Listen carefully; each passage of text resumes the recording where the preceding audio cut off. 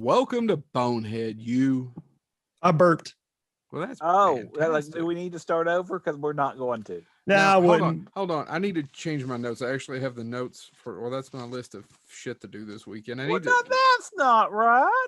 I need to put my notes over here of what we're talking about today. We're sorry we skipped last week. We're apologizing, people. It was rehab and daddy's days. Nobody's asked for apologies. No, I don't think anybody noticed. That's the unfortunate part. I mean, I noticed because I was sitting here going, "Why ain't we recording?" And nobody else was here, record. and it was lonely. But no, I wasn't going to bring it up. Oh, well, all right then. So today's topic, I have to give credit to Christy Lewis about. What? Sorry. No, now we have to pay some asshole. Oh God, it's the earwig. Now we have to pay some asshole residual because you guys sang. No, I think as long as we don't hit. I blew up a building because you made a phone call. By the way, if you get that reference, you can send Joe a check. Yeah, please. I would love a check. So somebody's gonna take a big Sharpie and put a big check on a piece of paper and send it to it. It would at least prove that I was here. And then Joe will sniff the remaining ink.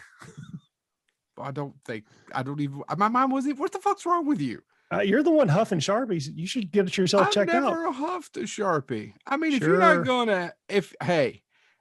gonna do the devil ether, then you're not a man. I was gonna say, now in all fairness, just because every time, which leads me to one of our things I'm going to talk about later during this topic. Every time Joe, does a post on Facebook, it should be called the Huffington Post. Huffing glue. You see, that's a reference. That's somewhere in the New Yorker humor range. Somewhere, not like a good New Yorker, but it's. And a person of us makes fun of our accents. Somewhere Ariana Huffington is not appreciating that, but of course, no one can understand her. Now she's really offended. Now we're going to get mail, which is good because once again, as Joe said, it'll prove we exist. So proves I was here. Do you guys find it funny? And we'll get to the topic it only took 190 some odd episodes for Ariana Huffington to make an endorsement. Yeah. These idiots with their TV looky box. How do idiots from Kentucky end up doing a show at Australia? That's a hard one to explain to someone who would just ask you that question, isn't it? I mean, I can tell how it happened, but I didn't fuck that crocodile for fun. I fucked it for profit. Honestly, crocodile fucker. It's like I was told throughout high school. You need to put yourself out there, and eventually somebody will take you home. Now, just like that crocodile did. Of course, that crocodile was for a little bit of fun. There was a birthday hat involved. I don't want to. A crocodile had no teeth. He was 400 pounds, and his name was Tiny. But Chad remembers crocodile. Back to the Sharpies. It's Chad who's sniffing them.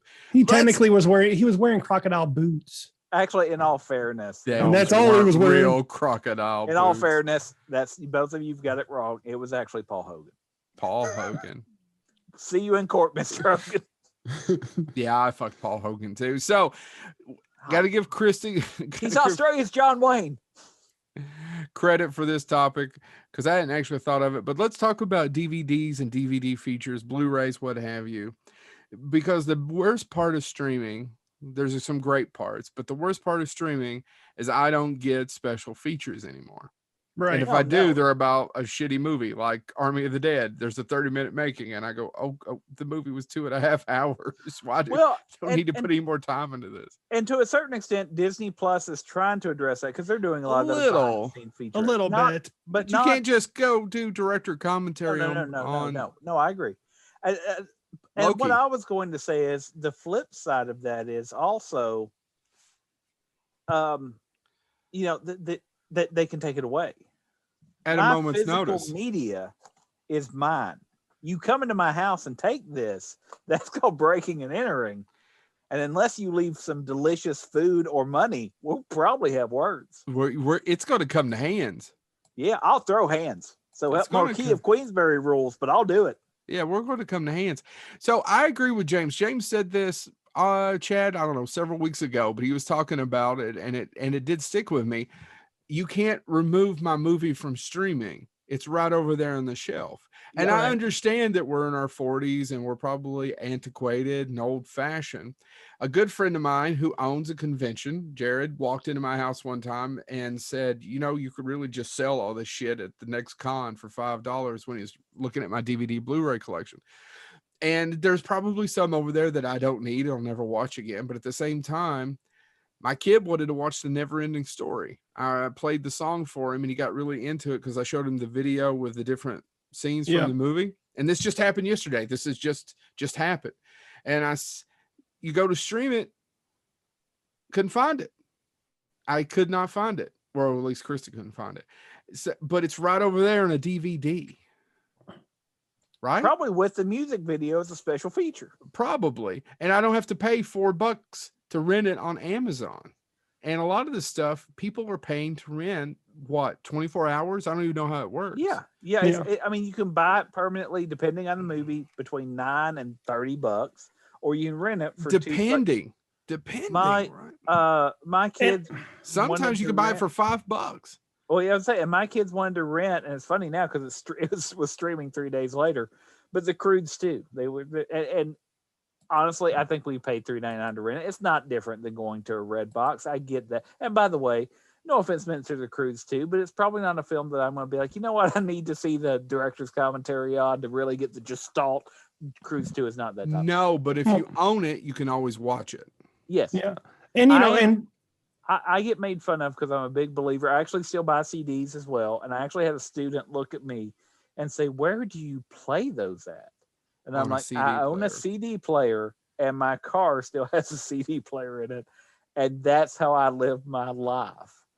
And they look, but it was my students. Some of them are younger than I am. And they really did. They were like, but you can get it all digitally. And I'm like, yeah, until the hard drive goes out. Do I have to buy it all again? I don't have to do that stuff. Unless there's a fire, in which case I do have to buy it all again. But that's. And, and that's beside the fact too, but with the hard copies of these movies, and this is something that only true lovers of cinema will do. Most people will just watch the movie, put it back in the case, if they even put it back in the case, and then they'll put it on the shelf and forget about it. But the DVDs and Blu-rays that we had came with so much extra stuff that us three craved. I mean, it honestly, in a lot of the cases, I watched that before I watched the movie. Or you watched it more than you watched the movie. That's true. There's about 3 of them over here. I'm going to tell you. Well, I probably haven't watched them more than the movie because a couple of them, the movie is just really important to me. Yeah, same here. But I've watched a couple of these making of documentaries numerous times and love them almost as much as I do the movie. Yeah. And the thing is, a lot of those, if the hard copies ever go away and the world goes completely digital, will we ever see that again? It's the same thing with, it was the same thing with, and it's a horrible comparison, but I'm going to do it. It's the same thing with 80s and 90s cartoons. That's why I always kept an eye out for when they came out on DVD or digital or Blu-ray. I would be at the store the next day buying them. And then sure enough, most of the ones I have are been discontinued, and you'll be held to find them digitally. Well, and I was going to say, and I'll flip side that too. We're not just talking about video, or we're not just talking about videos, but DVDs. We're not just talking about movies and cartoons and television shows. The other big trend is getting all your video games digitally. Like you can now download through the PlayStation Store. Right. Talk about that for a second, because I can't want the booklet. Well, not only the booklet. Okay, so I know some people have mixed feelings about this, but I loved Cyberpunk. It had some issues when it first came out. They fixed it. I get it. Glitches, no problem. They eventually fixed them. That being said, I bought Cyberpunk. I pre-ordered. I very rarely pre-order games. So I was like, this is going to be my type of game, and it was. That being said, when I pre-ordered it, it came in the box. It was in a sleeve, like movies are, and then you open it and you get the plastic container out and you do all that stuff. But with it, honestly, came stuff that do I need? No. Does it affect the game? No. But I had stickers for the different squads, the different gangs, all the street punk signs. You got little sticker sheets with it. You got all this stuff. You got and also promo codes for other games to get discount. Do I need that stuff? No. But I do like the fact that if again the Sony PlayStation Store stops carrying X game, or they stop supporting it, which Right. is code Which for is not having it. Which is the best comparison, I feel, not supporting it anymore. Yeah. Then I at least can go in and, yes, I've got my bare bones version that is on the disc, but at least I still have it. And so I think about that. Or if things get considered problematic in the future. I'm going to give a bad example. I don't think this has ever came up, but I do own, because I was a kid in the 80s, folks. I watched the Dukes of Hazzard. On the original Xbox, they made 2 Dukes of Hazzard games. They are over here on my shelf. Why? Because I did enjoy playing them when they came out. But is that now problematic? If that was on a quote unquote store now, would it probably be removed? Probably. Am I saying it shouldn't be removed? No. If you remove it, you own it. You have the right to do what you want. But I do think that's the other side of it.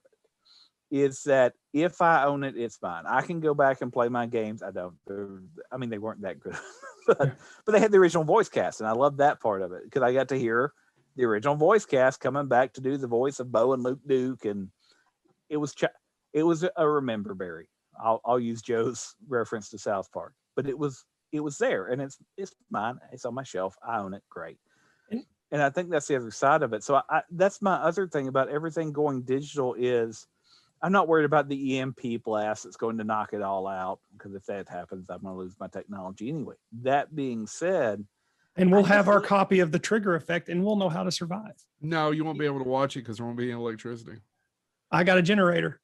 I do too. All right, then we're squared. And I know 2 people with a generator. And I think one of them, I have a pistol, so I'm going to figure this out. So, and James, I now have 2 generators. And James, you're the only gamer out of the 3 of us. If I'm not mistaken, the new PS5 doesn't even have a slot for hard games. And if you want to, you have to pay $100 extra just to get that feature. Yes, there's 2. There's the PS5S and the PS5X. And I think I may have this reversed, so gamers don't kill me. I've not been able to find one in a store yet, so I don't own one. But I think the S is the one that doesn't have it, and the X is the one that does. And you have to pay a pretty penny to get that. Yeah, it's an extra feature because everybody's going digital. And honestly, the other side of it, which kind of blows my mind, but again, it's going back, it does connect us back to movies. I read a review of the PS5 and the Xbox, the new Xbox, and the ones of those that have disc readers, they're top of the line disc readers. Like one of them allegedly is ready for 8K. Yeah. 4K is still amazing to me, but 8K, whatever, it sounds great. That being said, again, if I'm buying that, and I'm not buying it just to play video games, I'm buying it as a true entertainment system, why would I not want that feature? And honestly, I brought it up to somebody, and they're like, because you can download it. And I'm like, but I don't want to download it. Like, I think that's the other side of it is how much do we really want to download? How much do we really want to carry around with us? I mean, at some point, my phone has so much memory, my computer has so much memory, but if I want to have every season of Mystery Science Theater 3000, every season of Star Trek, every season of, why don't I want it as physical media?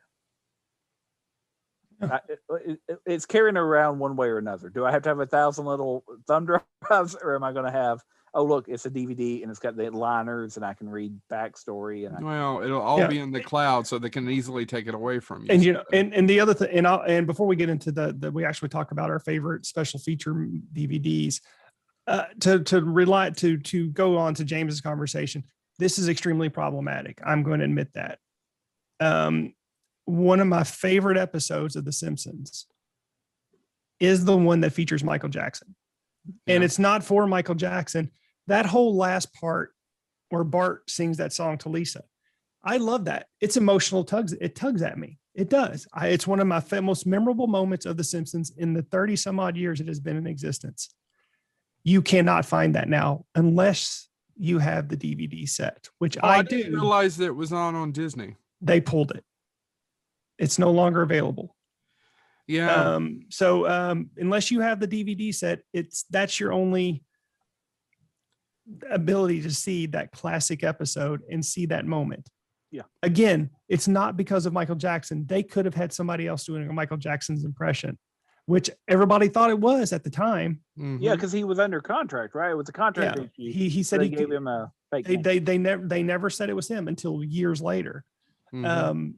So I now, when I want to watch that one, and I have watched it, it's one of the episodes of The Simpsons I actually go back and watch just because I love that scene. It's one of those emotional experiences for me.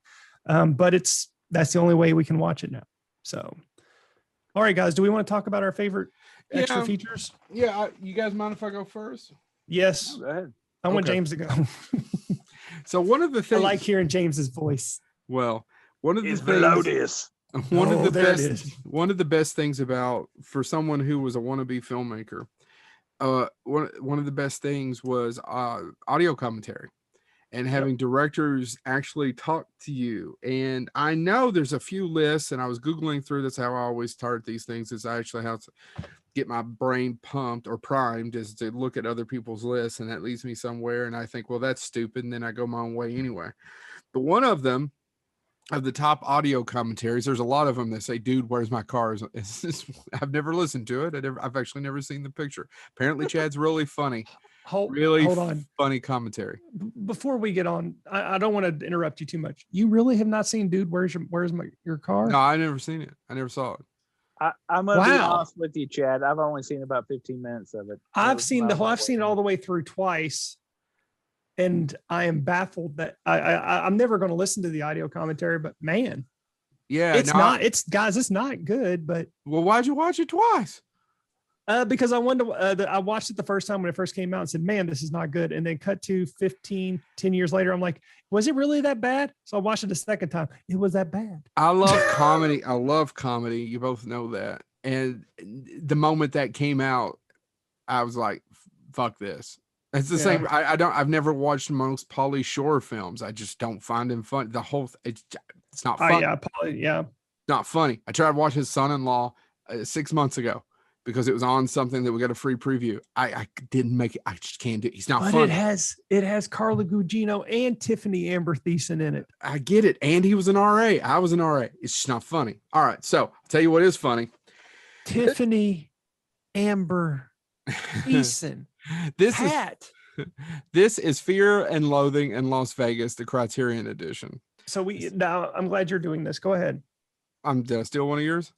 No. No, I was gonna bring it up, but no, it This wasn't is loaded. necessarily- This is loaded. This is Terry Gilliam loaded. Yeah, a It good even friend of has- yours got you that.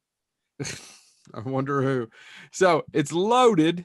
That being said, the commentary with Hunter S. Thompson and the Thompson, two yep. ladies in the room, one being his wife and the other one being producer, trying to keep him on track, is its own joy.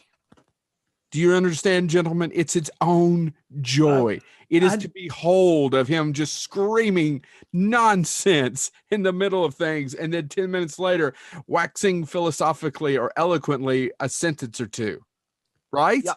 Yeah. Yeah. It's just like his documentaries, but it's in audio form, and I've actually never heard of it. I've never heard it. I'm fascinated by this. Come borrow it. It's right there. I'll trade you some Ghostbuster cartoons to it. Mm. I So- was gonna say, I've got it on my shelf. Yeah, no, which is another thing, and that's And one this thing is I out wanna of print. I don't know what this is. And worth. that's something we need to talk about too, by the way. Go ahead, James. What, I being think out of that's- print? No. I think that's one of the important things too. Is I think DVD special features that do something well, it's not just the director.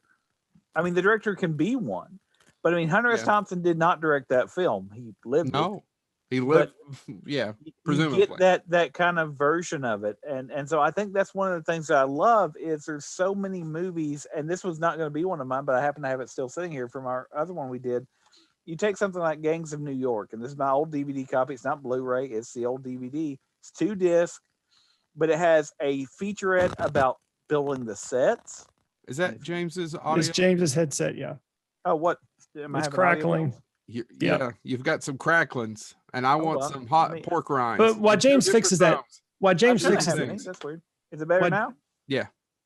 Weird. Go ahead, Chad. What were you going to say? No, Well, I was kind of going to because I'm gonna do the second one just because it's a great transition. But I'm also bringing up a Criterion Collection, and that's something we need to talk about in terms of this. what happens to the Criterion Collection if this It's- all? I mean, It's streaming. it's But it's streaming, not but you don't get all those streaming. special. You don't get effects. all the shit. All you get are the movies. Yeah, I mean, HBO Max has a great collection of Criterion Collection movies. I am enjoying the hell out of it. That being said, I am missing all the extra features that come with the Criterion movies. They're not, and I refuse to believe they can't do that streaming. I refuse to believe that you can't pick the category for the Fear and Loathing Criterion Collection, and there's the commentary, there's the blah. And blah, I will blah, say there's the HBO making of. Max, James mentioned Disney. HBO Max has a little bit of that where you can go while the movie's playing, you can hit the down arrow button, and underneath the progress bar are special features if they're available, but it's usually just like a 5-minute vignette of the making of. It doesn't go in extensive. Like a bare bones DVD. Yeah.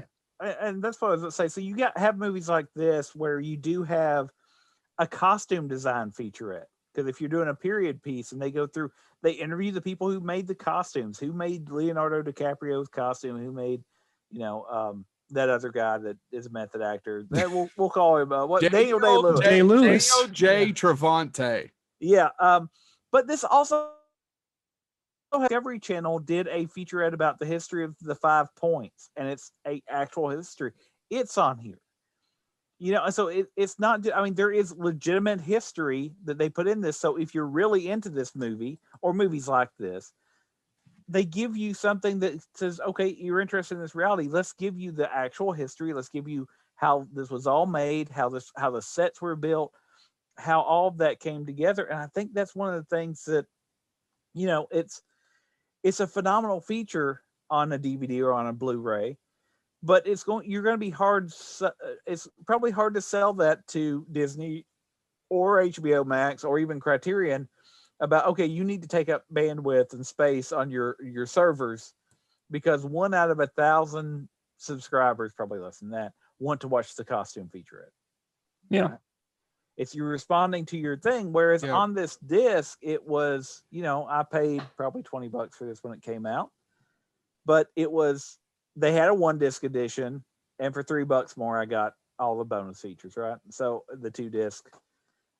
I think if we lose that, we lose something. Now, have I ever watched that costume featurette? No, I did watch the Discovery Channel and the history of the 5 points. I did watch that part. And so I think that's the thing, is it actually shows the diversity that goes into the film of who's interested in what. It gives you the chance to pursue what you want to pursue. Cool.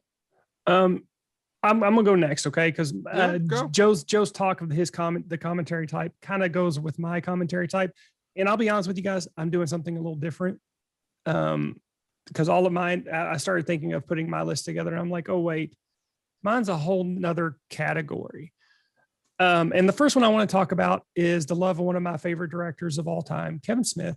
I do love all of his films, and each one of his DVD Blu-rays is chock full of amazing extra features. And the two that I kind of want to focus on more than any is first the Clerks the Clerks special edition with the audio commentary. And it involves Kevin Smith actually trying to talk about the movie, and Jason Mewes, who plays Jay, is slowly going into coma from being drunk too much. And Kevin Smith will occasionally have to kick him, and he'll go smoochy boochies. I've got a whole thing right here just on Kevin Smith commentaries. Keep going, Jay. Yeah, and chime in on this because I'm. No, you're absolutely right. That's the best one. Yeah, and that's the best one. The next one that comes is the Criterion Collection of Chasing Amy. The Mallrats one's great too, because I learned quite a bit about him working with Mickey Rourke and all the other stuff about being in the mall. It's fascinating. But the Chasing, I need to see that. It's really. I got the collector's edition right here. The Criterion Collection of Chasing Amy is fascinating because not only does it have the audio commentary, it has a ton of special features, including video introductions, screen-specific audio commentary with Kevin Smith only, and then the rest of the crew. And then the other one, I do want to bring up Dogma real quick. This is the Dogma Special Edition, which I think is out of print, guys. And it is fascinating, not only because of the audio commentaries, where he tells you great stories about Alan Rickman, how Jason Mewes was so nervous that he actually memorized the whole script for Dogma, not just his parts. He memorized everything. I hope that's right. It might have been Mallrats, but I'm pretty sure it's Dogma. Yeah. But anyway, and the other cool thing about this, and I wanted to highlight Dogma, is not only the special features, but another thing we miss from streaming is the chapters or how the disc is built, because this thing is fascinating.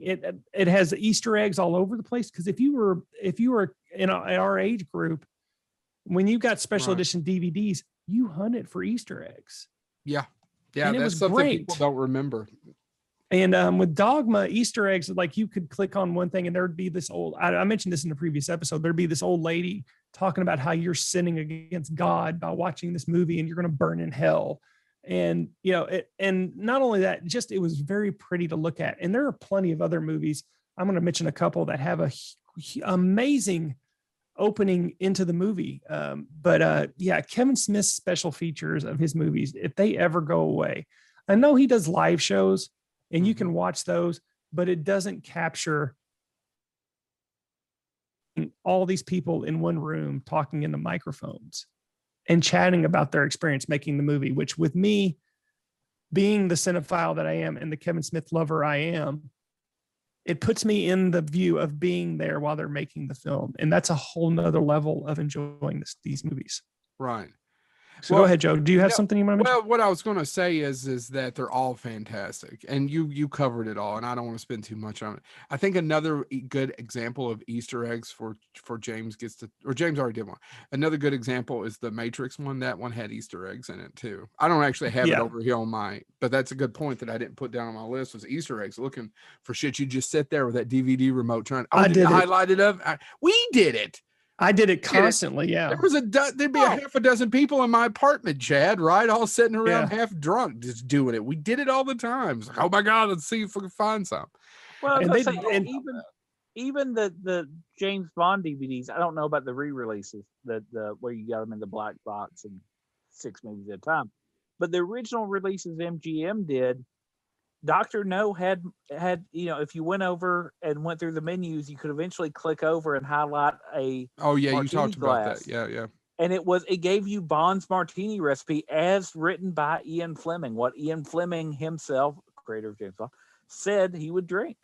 And why was it shaken not stirred? And it gave you a science lesson about what shaken and not stirred did, and why it was logical that Bond would want it shaken instead of stirred. It had something to do with how quickly the body could absorb alcohol, how it was oxygenated. I literally learned more about mixology by Bond movies and their stupid Easter eggs than I did anywhere else. Well, so am I next? I can't remember. Well, James mentioned Gangs in New York, but James, do you have one you want to talk about? I want to talk about one that is near and dear to my heart, and I sadly I missed out on getting this on Blu-ray, and I kicked myself because now I think it sells for about $140. I want to talk about probably one of the most extreme reason physical media needs to continue to exist, because it gets all the versions out there. I want to mention the 5-disc edition, the Ultimate Edition of Blade Runner. Oh, damn it. If you've never heard of this, is that the 5-disc? Yes, of course I have the 5-disc. Oh, no, it's $140 right now. I looked at it. This shit's 140? Yes. You know why? Because it's got the working print. Well, no, that's not the reason why this is amazing. Yeah, that's cool. That 4-hour documentary. So this is not one of my favorite movies. Yeah. This is not one of my favorite movies. I'm sorry. I'm going to jump on the band with this next anyway. This works fine. This works fine. The 4-hour documentary on the making Dangerous of this Days, right, is one of the best. If probably actually, you know what I'm going to say, is the best making of documentary ever made. It has to be in the top 3. The other one I'm going to show in a minute, it's probably my other 2 or 3. But the one on here, and it's twice the length of the movie, but it's fascinating of how movies are made. Once again, if you're in the film, that's what makes this amazing. I did not realize I was sitting on $150. I looked at it because I don't have it on Blu-ray. And I've got a 4-disc. I got the 4-disc. I don't have the 5. And I'm None going to of get you- it. I have to. That being said, I wanted to say real quick, here's what's on it, just if you're interested. Disc 1 was the all-new Final Cut. Yeah. Disc 2 is that documentary. Yep. Which includes cast and critics, and like Joe said, it's really thorough.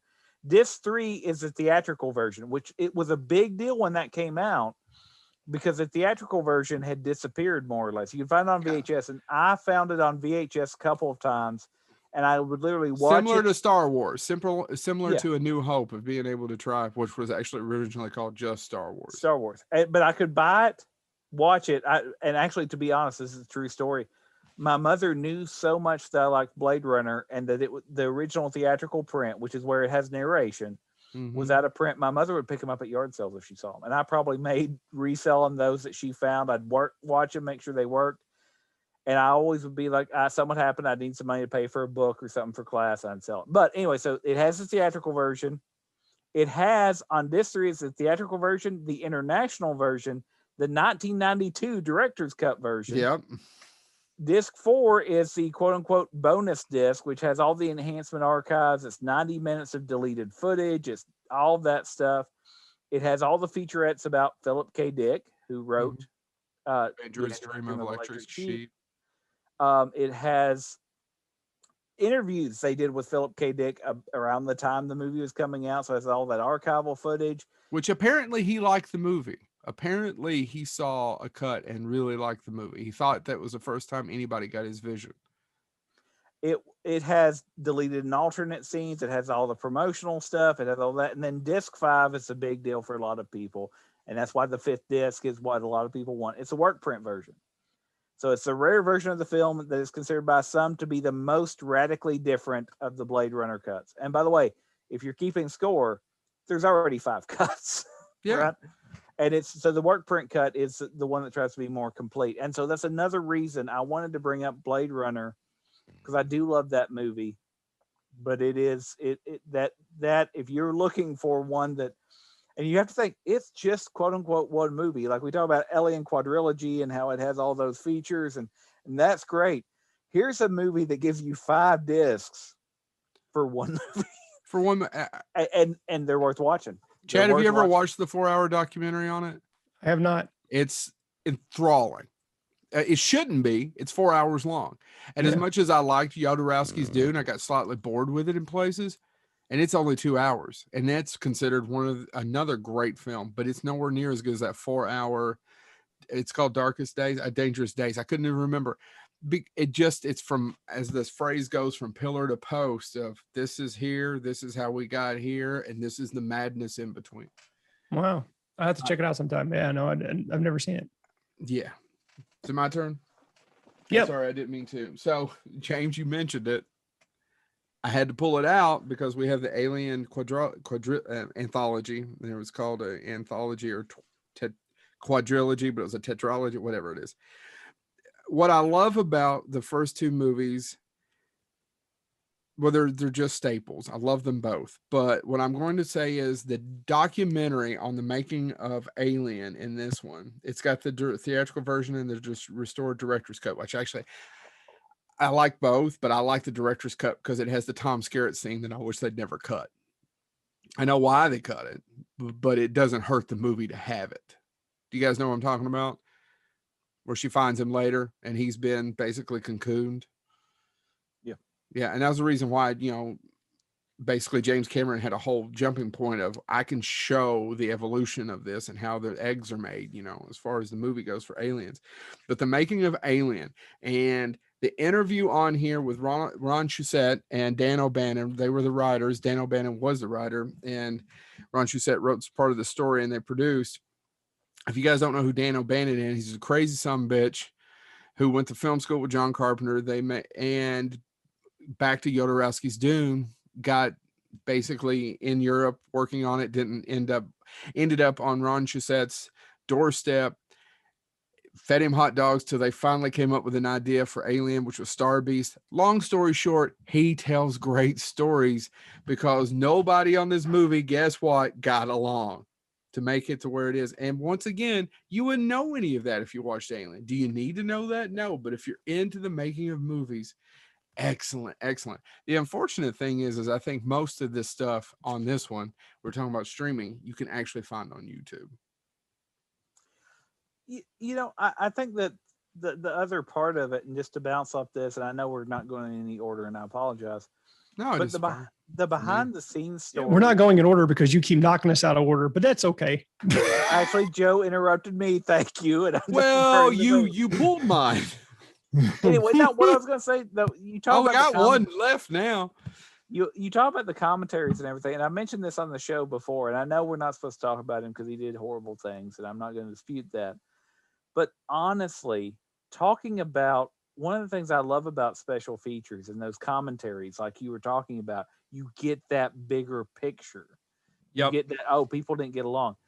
If you ever get a chance and you want to sit around and think, how did this man ever win awards? Because it's fascinating to listen to. Now he's dry as dirt.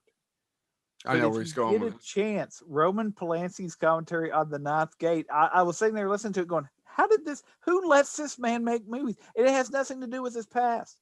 There's entire scenes where he's sitting there, and if you've not seen The Ninth Gate, it's about a book, a quest for pages from this book that will open basically the door to hell.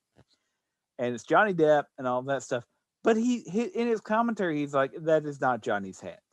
I forgot to film Johnny's hands, so we had to film stunt hands after we filmed the most of the movie. I completely forgot." And then he's at one point, there's a character that hangs himself, an old man, and he says, "I completely forgot to film feet dangling." That's how you let people know that people have died from suicide. So we went back and filmed that after. And the entire thing, like I was saying there, it's very dry. He doesn't have a lot of excitement in his voice about anything. But it was really interesting to think, okay, this is, again, not excusing what he's been linked to and the crimes he committed or anything, but just hearing somebody that, oh, the pianist, he made, he's an auteur, and then you hear him and you're like, this guy, it takes away none of what he's accomplished, but it makes you realize that people make movies. That there's nothing phenomenal. He's a human. Yeah. And some of them are incredibly lucky. Yeah. Incredibly lucky. Well, and that's one of the things that he said was, the ability he had to go back, and certain things worked better. He said by not having it always be Johnny Depp's hand, and I think, and I may be misremembering, if anybody's a huge Ninth Gate fan, feel free to call me out. But I think at one point there's 4 different sets of hands that are used in place for Johnny Depp's hands. And I think one of them is even a woman's. And he goes, well, it makes the film seem more surreal. And I'm like, you took an accident and used it to your advantage. Well, yeah. And I was like, no. But I appreciate that part of it when you do hear these stories about, oh, here's why this worked out this way, or here's, and some of it, when you don't have a commentary, you miss out on sometimes plot holes, right? And because sometimes the biggest critiques of movies are those people.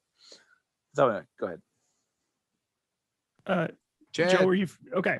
So this one's a little off the wall, believe it or not, because I didn't think I was going to be talking about it, because I have a bunch here next to me, but I was looking at my collection and I had to bring this up. So not only am I a lover of movies, I love my comic books too.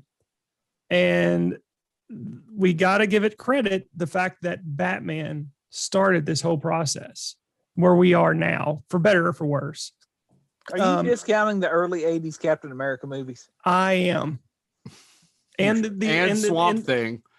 Yeah, and Spider-Man and the Incredible Hulk. I'm discounting them all. Well, because the TV series I defend.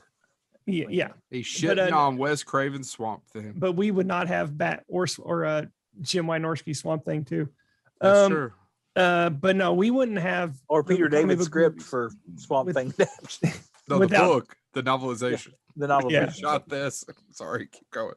Without Tim Burton's Batman, but over the course of a year or two, they released all the special editions, and I have the Blu-ray of the original Batman because it was actually gifted to me.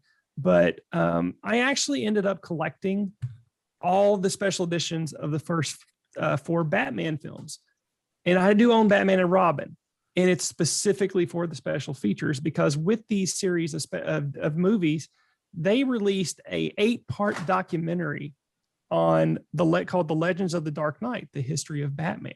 Mm-hmm. And like, for example, this one has parts 1 through 4 on it, and it talks about the evolution of the comic book. Which one is And- this one for our listening audience? This is the first Batman film. yeah. Yeah, James, show. James. Sorry, I did a See it James. for those YouTubes.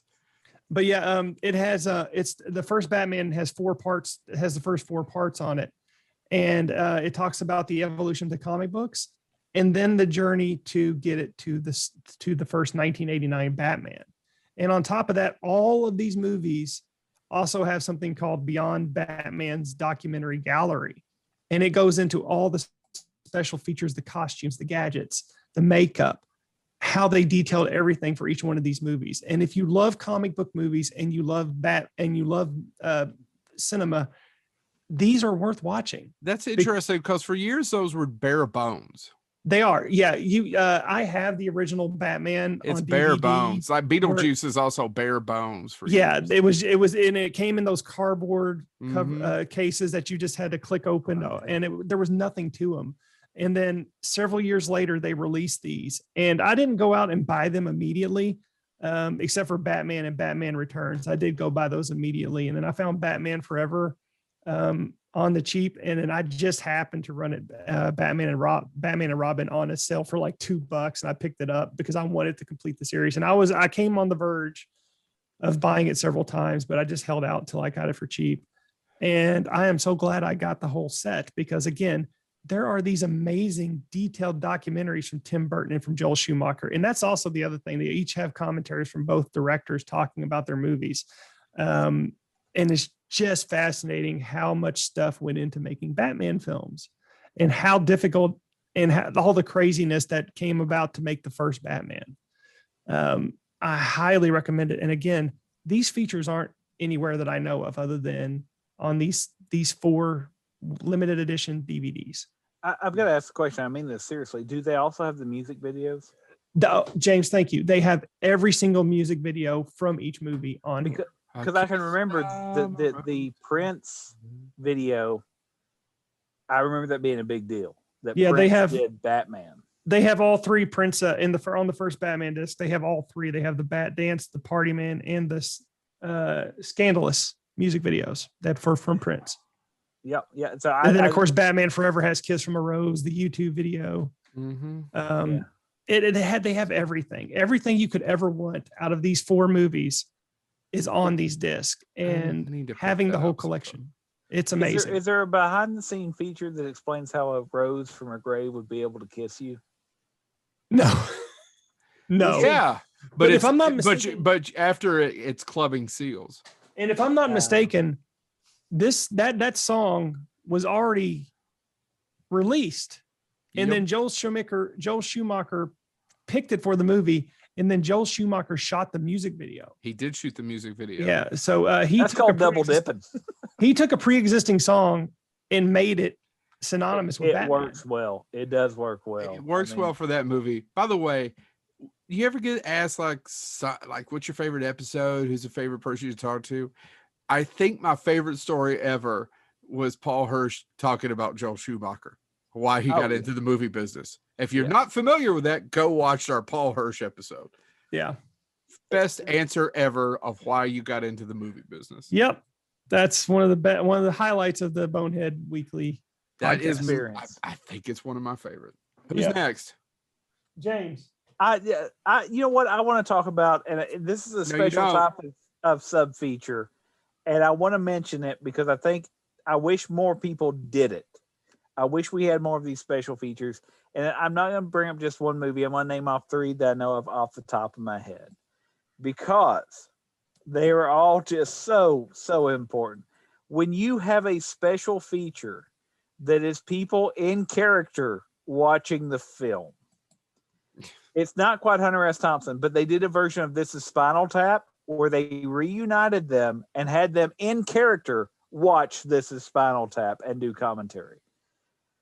We get Bruce Campbell doing it in Bubba Hotep. If That's you've a never good one. seen that, if you love Bubba Hotep, you have not seen. If you watch it on streaming, you got to go buy the disc. Make sure you buy the disc with with Bruce Campbell in character as Elvis, watching the movie and Joe knows this line, but it's one of my favorite things ever. I never made too many terror pictures. Harem Scarum had some few moments, had some few terror moments in it.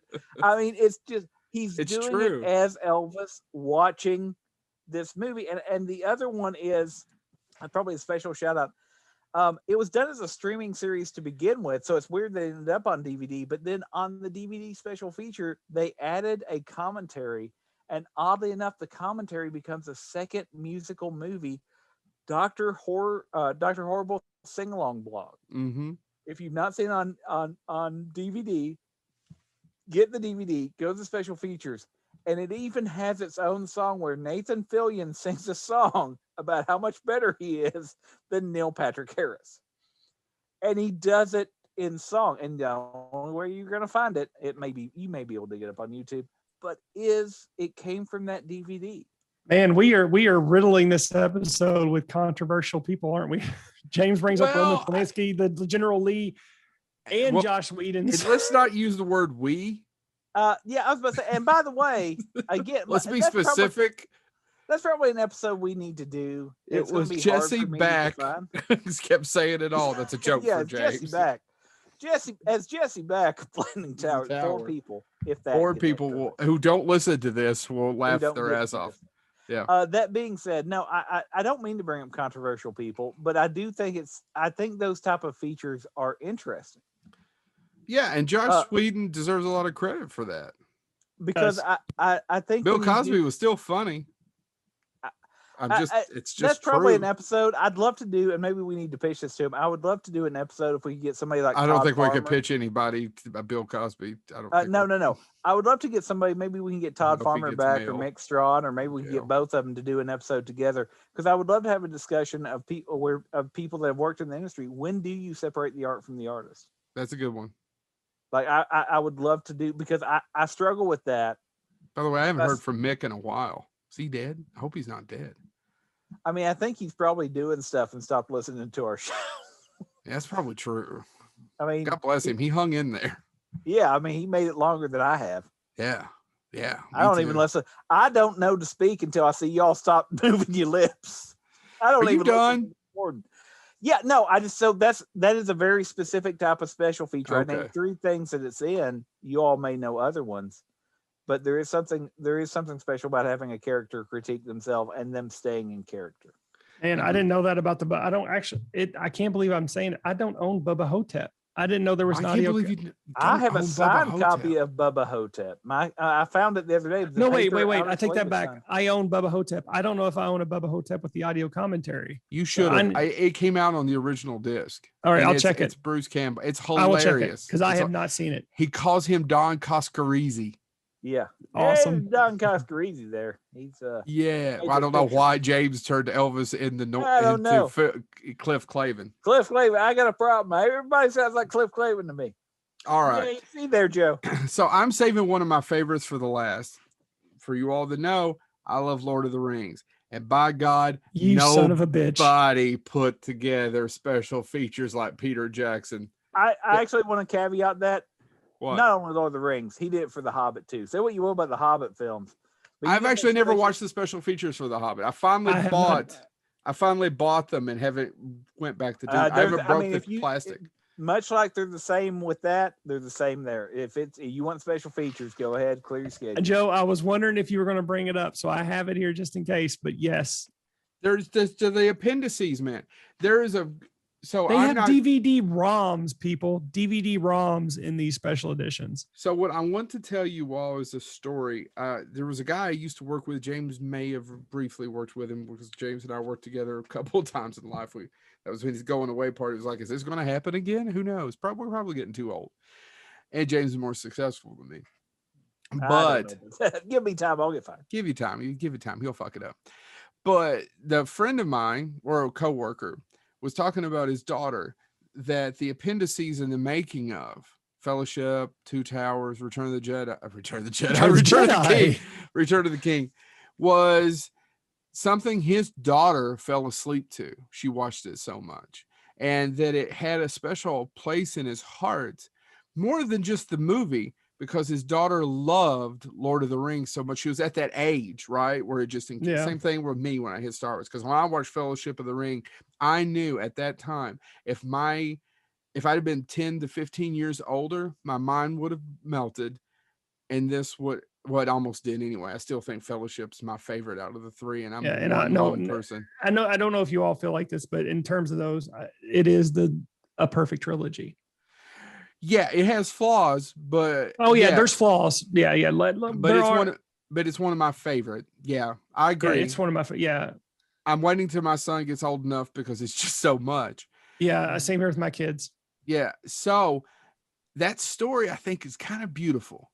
She It wasn't is. she wasn't falling asleep to the movie. She was falling asleep to the appendices, which are exquisitely done.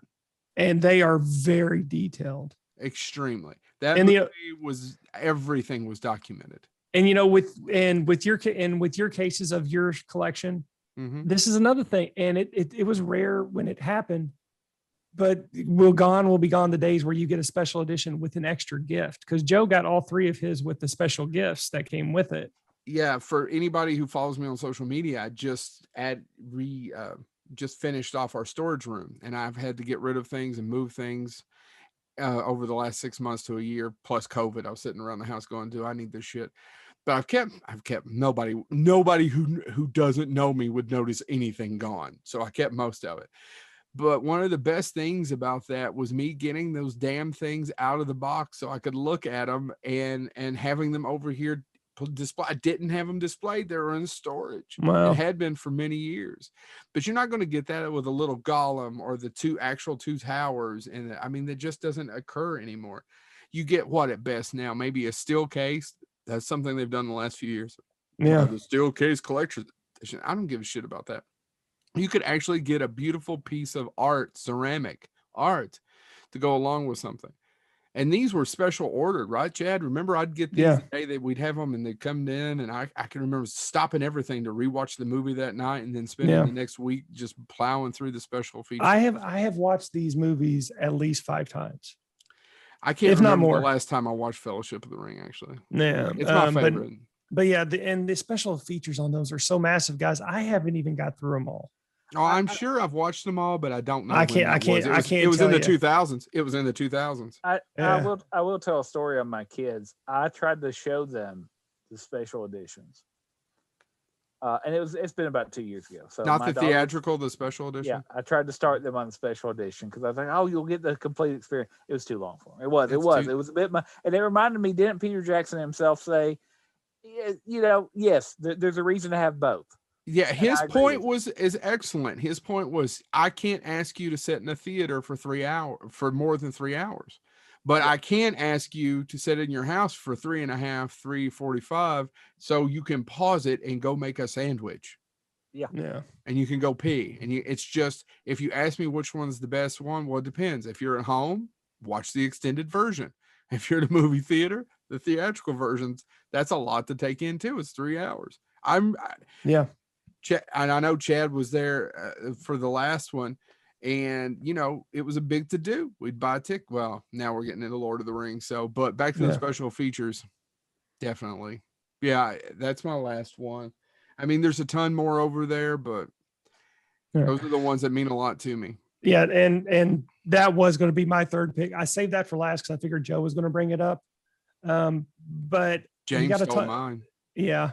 But I have a couple of backups, and I'm kind of glad you did, because we have to talk about one.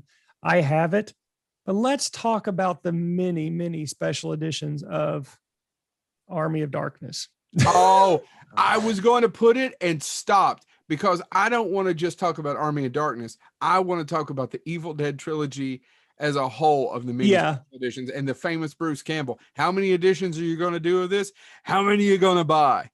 Yes, exactly. And there are many editions of each one of those films, but I think Army of Darkness takes the cake. I can't even remember how many special editions, and I ended up getting the Shout Factory edition. I don't have the Shout one. I stopped buying them. I never bought one because every time they kept coming out, I'm like, I'm going to hold out. And then I'm glad I did, because I got every definitive piece of. I've got the official bootleg which is called the official bootleg, where it looks like it's in a brown paper bag, Yeah. and it doesn't have the original ending. Yeah. It Yeah. only has the Yeah. the ending they cut. And so I was sitting there going, well, now I have to buy another one because I want the original ending too. Well, I So- have the Ash versus the Army of Darkness one, which has two, but I also have the original Universal print, for the Yeah. first one of that. And then there's the Boomstick edition. Yep. And then the reason I got the Shout Factory edition, I'm glad I waited. It's a 3-disc. It has the theatrical version on disc 1, the director's cut on disc 2, and the international cut on disc 3. I have to go buy that fucking thing now. You suck a whole bag. So, and they did that, but you can't just start at Army of Darkness. I think they all are that. And so one of the, and I have the extra special edition of Evil Dead 2 on Blu-ray. I have So it on the screen. have- I have the first 2 I have in the book editions. Now I have all 3 of them now in the book edition. I versus don't. like I on only have Amazon. Evil Dead 2 in the book edition. And Evil one of them Dead- I've screens. got that Anchor Bay 3-disc of Evil Dead, and Yeah. I almost bought the Blu-ray about 6 months ago and realized, did you watch the Evil Dead lately? Watch it really high def. It doesn't need a Blu-ray. no, it Get doesn't. away from it. It And shot I on have- 16 millimeter, shot on Super 16. Blu-ray does it no favors. No, it doesn't. You see the glue. It Yes. does no favors. Those Yep. guys were doing their best in Tennessee with $200,000 over winter. Yes. And that's what I'm saying. This is one of those prime examples. The Evil Dead series is a prime example of special features going away. If you do not have special features, you do not have the Boomstick edition. You do not have the international cut, the director's cut, and the original. All you're going to have is whichever one they fucking give you, which is more than likely just going to be the standard theatrical version. But also the commentaries, the special features on all the discs on Evil Deads are great. That You- Army of Darkness commentary and the Evil Dead 2 are really good commentary because Sam Yes. Raimi and them do impersonations of Rob Tappert. And if you guys Yep. don't know who that is, it's the producer. Let's get the girl, the good looking He's- girl. He's the one that's married to Xena. Yes. There, But they that's how you all know- do their impersonation of Rob Tappert. And by the way, I've seen him interviewed. He doesn't actually sound like that. Yeah. So no, I had to bring up if this was on my back burner when Joe brought up War of the Rings. I figured, Joe, we have to talk of, especially Army of Darkness, just because in Evil Dead 2, there are so many different editions, and there are people out there who bought every single one. I bought 3 myself. One of the cool things I'll say about is I was doing my research. Well, Joe, you bought the one that had you bought the one with the Necronomicon, right? Yeah, it's the book edition, but they did one for the Evil Dead and the Evil Dead 2. James, Yeah. had both where you could push the eye and it screamed, right? Yep. I Oh, don't have James, I that didn't know you had the eye one. Oh yeah, nothing but the best here at the top. of But the really house. quick, guys, there was a list. It was a pretty decent list, but number 7 or 8 out of 14 best special features had Evil Dead 2's matte frame. Instead of where they do the box, it was the Yeah. 3x4, and it basically, in most of those, you can see because they'll just put the mat over to make it because they just shot in 35, and 35 is more like 3x4. I'm sorry, this is really technical for most of you, but apparently on Evil Dead 2, if you watch the 3x4, you just get more of the screen. You don't really see the boom and all the other problems that you do in most movies that they just cut out. Well, and let me read And you now I about- got to go watch that. And guys, we're getting way too technical, but in the Shout Factory edition of Army of Darkness, disc 3, the international cut, it has a new 4K scan from the Inner Positive, along with the television version. I just need to go buy it now. God bless America. James, you got one last one. I've got 2 I want to mention. And One I got an wanna- honorable mention. I got an so honorable mention I'll too, do one but I mention. don't have it over here. And I'll say my honorable mention, but one I want to talk about. So, and I can remember when this was announced. I was at a Star Trek convention. It was in Chicago, and they announced that they were going to go back. So this tells you when it was. It was 40th anniversary. They were going to go back and they were going to update the special effects on the original series. And by the way, you want to talk about a divided crowd. They talk about Star Trek fans liking or not liking the new series. No, that crowd immediately divided. Here's what's funny about that. And I did not know this until very recently. I have the original release DVDs with the original effects. and then they released the remastered ones. Well, they have re-released them again, and it has a cool feature that is why we need to keep digital or to keep actual disc around. You can seamlessly switch back and forth. You don't have to pause. You don't have to relaunch. If you hit, depending on how your DVD player is set up, the back button, it'll go back to the 1966 special effects without you restarting the episode, without you doing anything. Hit forward, it'll show you the remastered. It's all on one disc, and it's all done episode by episode. So you can switch back and forth whichever one you want. I honestly, because I have my original ones, and I've been thinking, I do like some of the updated effects. I want to keep the original ones because that's what I grew up with. That's what I watched with my parents. But I was like, new effects are kind of cool. So when they came out with the most recent edition, they were like, oh, it's got both of them. And you actually can just switch back and forth. Don't even pause. Just hit back and it'll be like, oh, here's the original ones. Doesn't interrupt your episode. Doesn't restart it. Doesn't do anything. I was like, that is a special feature. And so another reason where I was like, oh, you can't do that. There are, I think everybody actually, because of how old Star Trek is, Hulu has the original series, and Paramount Plus obviously has the original series, and Netflix has the original series. Does Netflix still have it? They did last time I checked, but I haven't checked. That doesn't matter. Keep going. None of them are going to offer that feature. None of them so far also have offered the feature of converting Deep Space Nine to high def. By the way, you want to also trigger a bunch of Star Trek fans? Mention how Deep Space Nine has not been under conversation for upgrade to high def. They did it with the original series. They upgraded the original series. They did it with Next Generation. Nobody's doing it for Deep Space Nine, and a lot of fans are upset. But that's the story for another day. But again, probably another reason why we do need to keep physical media around to give people what they want. My honorable mention is really quick. They've done a really Shout Factory does a fantastic job. Shout Factory and Scream Factory is just. I say honestly, I think Shout Factory in a lot of regards does a better job than Criterion. It depends, but yeah, so Shout Factory has done like the Friday the 13th that came out and blew everybody's brain a few years ago or last year. But the original one of those that I remember is, and I have it, and you guys know what I'm talking about, is the original Nightmare on Elm Street box set. It was loaded for the time, and is great. Even it came with the original 3D glasses for Freddy's, or a pair of 3D glasses for you to watch Freddy's Dead. That's my honorable mention. It took me long, and that has a bunch of Easter eggs on it too. Yeah, and tons of interviews with everybody who made those movies. Does it interview Mick Strawn? It doesn't interview Mick Strawn. I need to ask him about that sometime. Yeah, but I mean, it had Darabont, because Frank Darabont wrote the third one. I mean, there's just tons of people. Keep going. Who's next? I'm going to do my honorable mention because it was close to being mentioned. The special edition of Fight Club is again another prime example of having a lot of special features that just wouldn't make it in the streaming. And not only that, you mentioned a fake trailer for a Drew Barrymore movie. I don't know if it is. I haven't seen it. Check me on that, but I think if you get certain special features, it'll start with a fake trailer. And Joe mentioned The Matrix, and I mentioned Dogma, but in terms of the chapter and the intro to the disc, I think the best one. This might be arguably the best one ever in terms of its intro into the film and it turning into the bar of soap with Fight Club and the Easter eggs you can find in it. It's fantastic. But also the audio commentary between Fincher, Carter, go back and listen to that. Pitt, and Edward Norton. James Olmos. It is great, especially I love listening to Fincher because he's so critical of his work. And like on a few times in the movie, he goes, "Yeah, I shot that too damn dark," and I love that. Yeah, him criticizing his work, but also the supplementals. There's 17 behind the scenes vignettes that are on this special edition of Fight Club.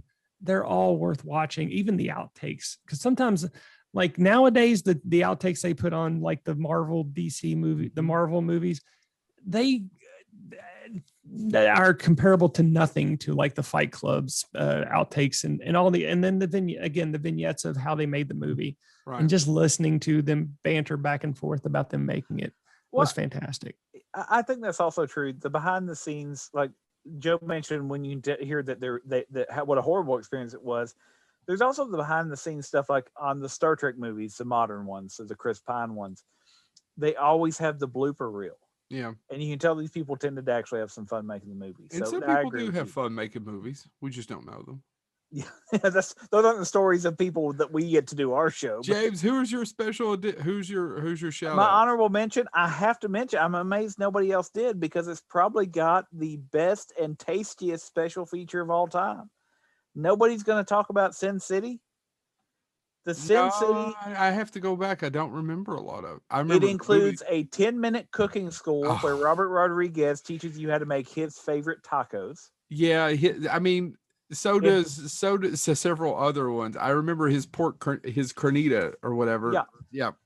Yeah. It also, though, has, because if you remember Sin City, it was kind of controversial because who counted as the director, et cetera, et cetera.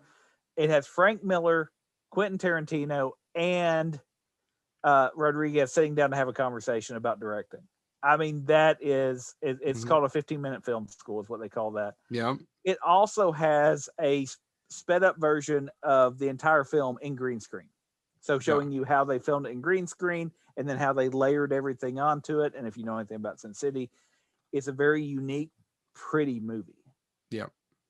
And Mickey Rourke. I mean, Mickey Rourke does phenomenal. Anyway, so Sin City, yeah, I mean, it's probably the only movie I can recommend saying before you watch it, watch the special features, get the stuff you need to make the tacos, sit down to watch the picture. Yeah, I've been wanting to do his pork butt, which is just a weird sentence to say. I was thinking about it the other day. I think it's Once Upon a Time in Mexico. I think it's the same dish. Obviously, evidently, we just need to, Robert Rodriguez has a cookbook, but you've got to buy all his films to get it. That's right. Anything else? I'm good. All right. This has been Bonehead Week. had me. I hope I hope you've enjoyed this. I've actually really enjoyed it. I think, like I said, shout out to Christy for the topic idea. This worked out really well. And go. I don't credit that woman for shit. Well, Makes that's terrible cookies. That's Oh, them fighting words. You might as well have called it. Yeah, you'd have been better off if you'd have called her a "See you next Tuesday." You'd have got less hurt. I was to say, I think what will end up happening now is to punish you, Chad. She should make me a ton of cookies, and I'll eat them in front of you. Well, yeah, I and let know me sneak a it's a- couple because she actually makes amazing cookies. No, you've blown your chicken. And I gave up sugar 6 weeks ago, so fuck you both. Anyway, this has been Bonehead Weekly. Well, then she needs to make those cookies to get that sugar out of the house, so you Yeah. won't be tempted. I and agree. And give them to a real man, so none of you are getting cookies. Bring it. Christy, gonna make give your it to my cookies so wife. me and James can watch Joe's copy of The Fog. I had to throw that. I couldn't find the never-ending story today. I swear to God, I picked up the phone because I'd been 10 minutes looking for it, going, "This isn't a joke. Stop messing with me." And then I stopped myself because I just looked up and saw it. All right, this has been Bonehead Weekly. This is like the third time I've said it. Tune in next week. Oh, really quick, I want to give a shout out if you've been listening to. Come out and see us. I think we're going to be doing in Frankfurt Con, and we're going to be doing a card show, a baseball, which is funny to say, in July 10th. It's not just and 11th. baseball. It is a It's card a show. It's Pokemon. non-sport. Yeah, it's all cards. You, So you it should all be need to come out. You need Daryl Strawberry is going to be there, and I want every single person. Don't ask him about baseball stats. Don't do any of that. I want you to just say, "Oh, I know you from The Simpsons." Well, that's better than what I've gotten twice already about, will you please ask him about the cocaine? No, The Simpsons is a great story. I mean, I want to know the Simpsons story, like how, because the entire thing where Bart mocks him. Now for we're the- getting off the topic. dance. I just wanted to do a shout out for some friends. No. You should go to the sports card show. or I the- I'm agree. sorry, the card show. I will be It's there got- giving it's out got a bonus. Pokemon person, a voice actor there so far. I'm It's got excited Daryl about Jake the Strawberry. Snake. It's got you love snakes though, so you're I probably hate snakes, but so does Jake the Snake. So he and I have this in common. why wasn't it he did something like Toot the Newt? Because he was trying to get rich. This has been Bonehead Weekly. Oh shit! I forgot to push the Toot stop the button. Newt.